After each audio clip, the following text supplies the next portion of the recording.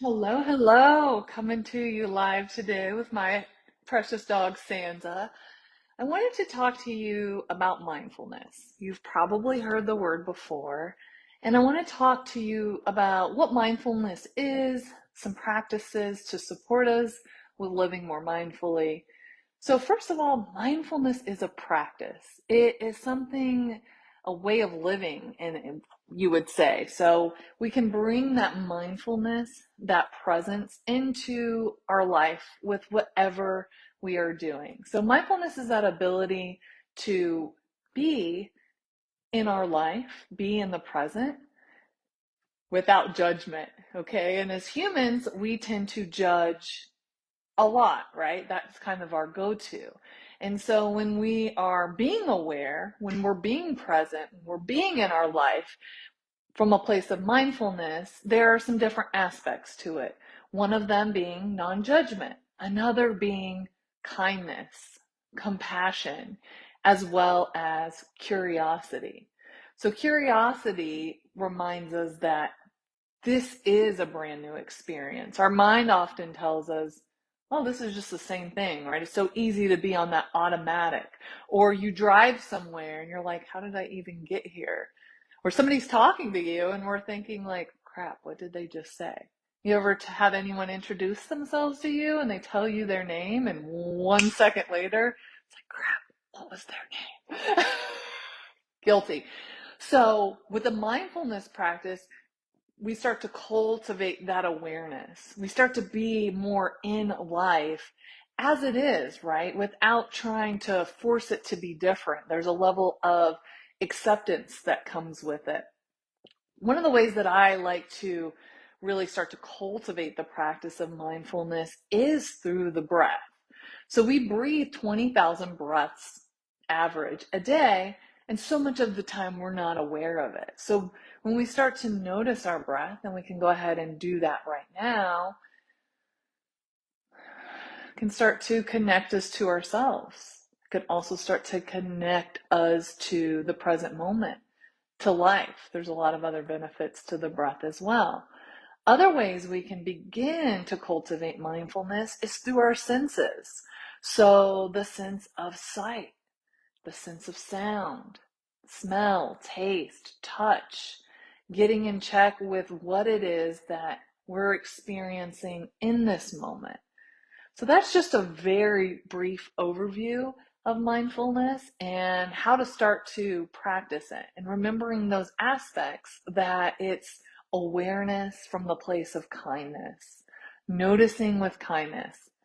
If you think about a puppy or a dog or a little toddler who's getting ready to just kind of run a little bit out of the way, she's safe, but you would just gently bring her back. If your dog gets too far away on the long leash, but they're okay, you might just kind of bring them in. And so we start to do this with our mind. We start to do this with our emotions. We start to bring them back into the present, because we can get lost in the story of our mind and we can get lost in our emotions. So through mindfulness, it's not, we're in our life experiencing it, but also we're not getting drowned out by the mind, the trance, the criticism, the inner dialogue, the story, right? On the other aspect, we are not getting totally disconnected from life either, totally checking out of life. We're able to be here in the present moment, however it is. And sometimes in the present moment, we maybe experience a deep sense of joy, connection, love. Other times it might be we're experiencing sadness or pain, discomfort. And instead of, I am this sadness, I am this joy, we're able to experience it, recognize it, be with it without being overly consumed with it. So I hope that that's supportive. You may be asking yourself, why would I want to live in the present? Why would I want to cultivate these skills of befriending my mind and being in a place of kindness and curiosity with my emotions? I'm going to tell you why. There's been so much scientific research to support these practices of mindfulness and how it really not only supports our mental well-being, decreased feelings of anxiety and depression, also supports us in feeling more connected in our lives, greater resilience, able to bounce back from hardships, improvement in our relationships, job performance. So many sports teams, professional sports teams, athletes, actors, actresses, they have this practice of mindfulness because it's so powerful. Think about it. If we can work with our mind and have that ability to not be ran by our thoughts and ran by our emotions, just think of what that opens up for us. Companies notice that they have less absenteeism with their employees, greater productivity, safety is better. I mean, think about it. If you're chopping up some vegetables and you're thinking about what happened last night when you were having an argument, you might just chop off your thumb. I mean, really, right? We're not being in the moment.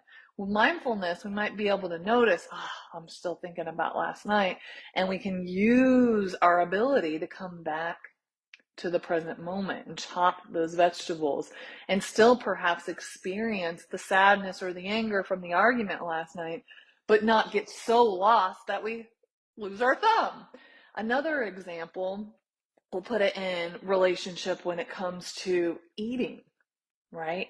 Mindful eating is such a powerful, powerful tool. It's one of the things that truly supported me in getting over binge eating is that ability to have the awareness. Oh, here I am really going to town with these cookies, right? So it's one thing to have the awareness. It's the other thing to have the awareness with kindness, compassion, curiosity. And so then to ask, what is it that I'm really craving right now? What is it that I'm really feeling that I'm eating all of this food and I'm not even hungry? And then from that place, we activate choice. Do I want to keep choosing this? And so much of healing is that pattern interruption and then choosing something that supports our well-being, that supports our highest good, that supports the highest good of all. I could speak on this all day, all night long. I hope that this was supportive. Please drop some comments. Let me hear what your questions are, anything that you have to add to this. I would love to hear from you. Are there any practices that support you in being present, being in the moment, experiencing life in the fullness that it has to offer us? Is there anything that you notice that takes you out of that, that makes it so that it's hard to be here right now? Talk to you soon. Bye-bye.